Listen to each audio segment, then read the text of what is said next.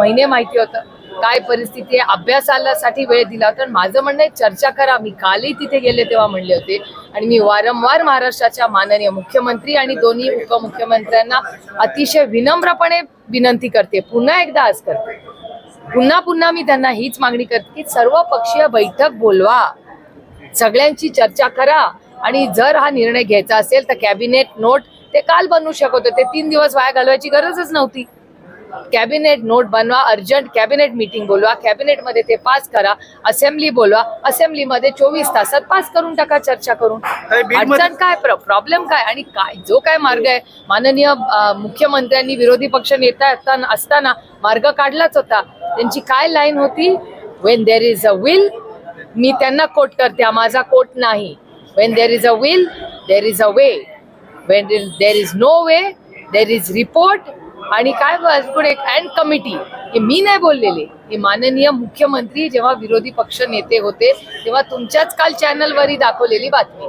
त्याच्यामुळे माझी विनम्रपणे माननीय मुख्यमंत्र्यांना विनंती आहे की तुम्ही विरोधी पक्ष नेता असताना तुमच्याकडे मार्ग होता असं तुम्ही म्हणत होता, त्याची अंमलबजावणी लोकांनी, महाराष्ट्राच्या मायबाप जनतेने एवढा विश्वास तुमच्यावर दाखवलेला आहे. 250 आमदार तुमचे आहेत, 300 खासदार तुमचे आहेत, तुम्ही walk the talk. Yogesh Kadam जे राज्यमंत्री आहेत ना, त्यांनी आता एक विधान केले की ज्यांनी आंदोलनाला रसद पुरवली आहे त्या सगळ्यांची यादी खात्याकडे आहे. ही तातडीने त्यांनी सांगितली पाहिजे.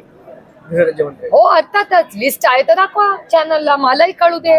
मला प्रत्येक मराठी माणसाला, भारतीय माणसाला इच्छा आहे ना की बाबा कोण रसद पुरवते, कळू दे ना देशाला. दूध का दूध और पाणी का पाणी एक.